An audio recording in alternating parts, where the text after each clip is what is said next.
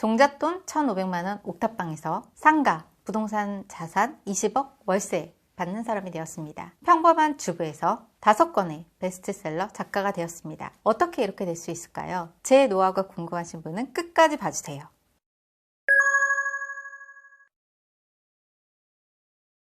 여러분, 건국 이래로 지금보다 돈 벌기 쉬운 때는 없습니다. 아니라고요? 제가 여러분에게 오늘은 어떻게 하면 돈을 벌 수 있는지에 대해서 이야기를 드리려고 합니다. 직업이 몇 개냐고 물어보시는 분이 계세요. 저는 직업이 5개 정도 됩니다. 유튜버이고요, 작가이고요, 강사이고요, 그리고 통번역사로서 또 은행원으로서 일을 했었습니다. 왜 제가 이런 말을 하는지 궁금하실 거예요. 오늘 그 이야기를 드리려고 합니다. 제가 어렸을 때였어요. 저희 부모님이 사업을 하시다가 파산을 하셨고 어느 날 저희는 반지하방으로 이사를 가게 됐어요. 낮에 부모님이 일을 하러 가셨고 제가 빨래를 널고 있었어요. 현관문을 잠시 열어두고 그리고 빨래를 널고 있었는데 앞마당에 있던 쥐가 저희 집 안으로 들어가게 됐어요. 집 안으로 빨래를 다 널었는데도 들어갈 수도 없고 어떻게 해야 될지 모르고 있었어요. 그렇게 저는 있었는데 저녁에 장롱 뒤에서 생쥐 소리가 나기 시작했어요. 다음날 저희 부모님이 다행히도 그 쥐를 잡았어요. 그런데 저는 그때 생각했어요. 아, 가난이 정말 싫다. 반지하방이 너무 싫다라는 생각을 하게 됐어요. 저는 가난이 싫었어요. 불만이 많았어요. 그런데 어느 날 이 문구를 읽게 됐어요. 35살까지 가난하다면 당신 책임이다 라는 문구였어요. 바로 마윈이 한 말이었어요. 부모님에게 물려받은 돈이 없었고 종잣돈을 많이 모은 남편을 만나지도 못했고 시댁에서 집을 해주지도 않으셨어요. 여러 가지 핑계거리만 찾고 있는 저였어요. 그런데 어느 날 그 문구를 읽고 나서 마음을 바꾸기 시작했어요. 어떻게 했냐고요? 내가 할 수 있는 것은 무엇이든 하기 시작했어요. 직장을 다니면서도 파트타임으로 통번역 아르바이트를 하면서 새벽 2시까지 일을 할 때도 많았고요. 주말이면 과외 아르바이트를 하기도 했어요. 그런가 하면 번역 아르바이트를 하면서 어느 날은 손목이 아팠어요. 젓가락질을 하지도 못할 정도로 손목이 아팠던 때도 있었어요. 물리치료를 계속 받으러 다녔고 그러다 어느 날 생각을 했어요. 아, 내가 통번역 에이전시를 해야겠다. 그날로 바로 사업자 등록증을 또 내면서 통번역 에이전시까지 했어요. 그렇게 제가 하나씩 해 나갔는데요. 그러면서 제가 깨달은 것이 있어요. 바로 할 수 있다라는 거였어요. 저는 여러분에게 오늘 나는 이러이러한 것을 했어요. 그러니까 여러분도 해보세요 라는 말을 하려는 게 아니에요. 핑계를 댄다면 여러분의 삶이 과연 바뀔까요? 저는 그때 여러 가지 일을 하면서 이 한 가지를 깨달았어요. 바로 내가 한 번 움직이기 시작할 때 내 인생은 엄청난 속도로 변한다라는 거였어요. 내가 도대체 뭘 해야 될까? 난 뭘 할 수 있을까? 도대체 내가 할 수나 있을까? 라고 주저하고 있을 때에는 저 고민만 많았고 핑계만 많았고 불만만 많았어요. 아무것도 변하는 게 없었어요. 그래서 저는 오늘 여러분에게 이 말씀을 드리고 싶어요. 저의 후배 중에서 굉장히 집안이 가난한 사람이 있었어요.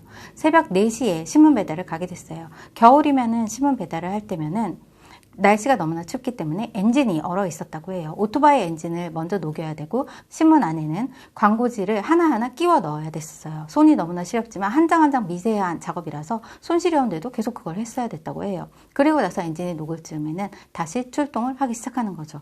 그렇게 신문 배달을 하고 나서 7시쯤 다시 그 배달소에 들어오면은 콩나물국이 끓여져 있었다고 해요. 그러한 배급소에서 다시 한번 아침을 먹고 시작을 하는 거죠. 그렇게 해서 받은 돈이 얼마였을까요? 바로 30만 원이었다고 해요.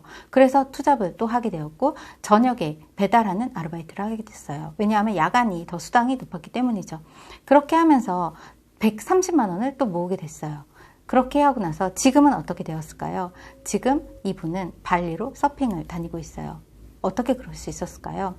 이때 이후로 내가 못할 일은 없다라는 생각은 들었다고 해요. 그리고 예전에 내가 힘들었던 일보다 지금 별로 힘들지 않아 라는 생각이 들었고 그랬기 때문에 조금 더 추진할 수 있었고 시작할 수 있었고 나는 할 수 있다 라는 자신감을 얻었다는 거예요.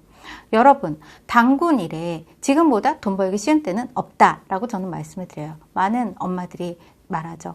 저는 경력이 단절되었고요. 어떻게 해야 될지 모른다 라고 말씀을 하세요. 그런데 얼마 전에 제가 만난 분이 계세요. 이분도 10년 동안 경력이 단절되어 있었고요. 그런데 이분이 어느 날은 대학교 다니는 딸의 학자금을 마련해야겠다라는 생각이 들었어요. 그분이 어떤 일을 하셨을까요? 물론 피자가게 아르바이트부터 시작해서 다이소에서 일도 하셨고요. 나중에는 조금 더 단가가 높은 일을 찾으면서 심지어는 목욕탕에서 때를 미는 그런 아르바이트까지도 찾으셨다고 해요.